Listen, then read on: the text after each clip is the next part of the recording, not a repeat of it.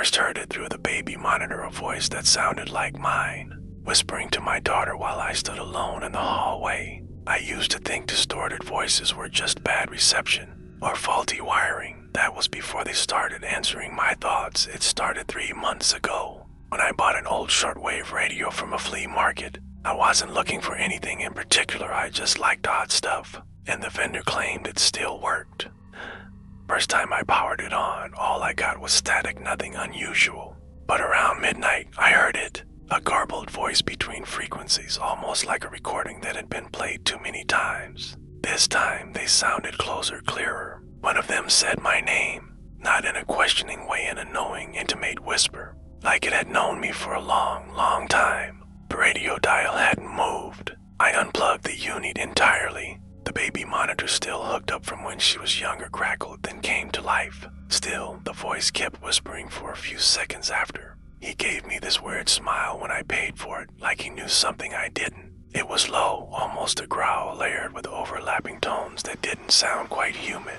The cadence was familiar, but the tone was hollow, broken. It whispered her name over and over. My skin prickled. I turned it off and chalked it up to a signal bleed from a distant station. The thing was bulky, scratched, smelled faintly of ozone, and had a faint humming sound even when turned off. Then I heard her soft voice respond, "Daddy." I brought it home, cleaned it up, and set it on a shelf in my office. Her eyes were glazed, unfocused, like she was sleepwalking. No static this time, just silence, then the familiar crackle. I grabbed her and shook her gently. She blinked rapidly, then burst into tears. I carried her to our room that night. At first, it was nonsense syllables, twisted, chopped up, reversed. But something about it made me stop what I was doing and listen. Still, the voice returned the next night, this time from our bathroom's vent. I ran in and saw the mirror fogging up on its own. There, traced in the condensation, was a message. But there inside my home, using my voice to lure my daughter away from me, inch by inch. She was smiling, whispering back to something I couldn't hear. The next night, the voices returned. I stopped using it. I even threw a blanket over it. I sat in my living room with every light on, staring at the spot on the shelf where the radio used to be. If you hear distorted voices and static, don't listen, don't respond, and whatever you do, don't let your children hear them. To 17 a.m., my TV flickered on, no cable, no input, just white noise, then that same warped voice. My voice whispered from the speakers, but at night, when the house was quiet, I'd hear the soft crackle of static leaking from beneath the cloth, like it was still listening, or maybe broadcasting. She's 5, normally the deepest sleeper I know, but for 3 nights in a row, found her crying in her bed, insisting that the man in the radio was in her closet. I told her it was just a dream, that nothing could come out of a radio. Then things got worse. My daughter, Lily, started waking up screaming. It always starts with static, then a whisper. Sometimes it mimics Lily's voice now, calling for help from places she isn't.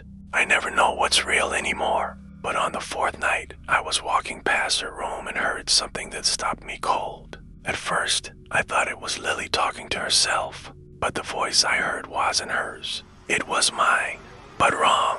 It was my voice, distorted like it had been dragged across a metal grate. Lily, Lily, come closer. I stood frozen in the hallway, listening to myself coax my daughter out of bed. I bolted into her room. She was standing at the edge of her bed, staring at the closet. The next day, I threw the radio into the dumpster behind a gas station 3 miles from our house. I thought it was over, but that night, the baby monitor came alive again.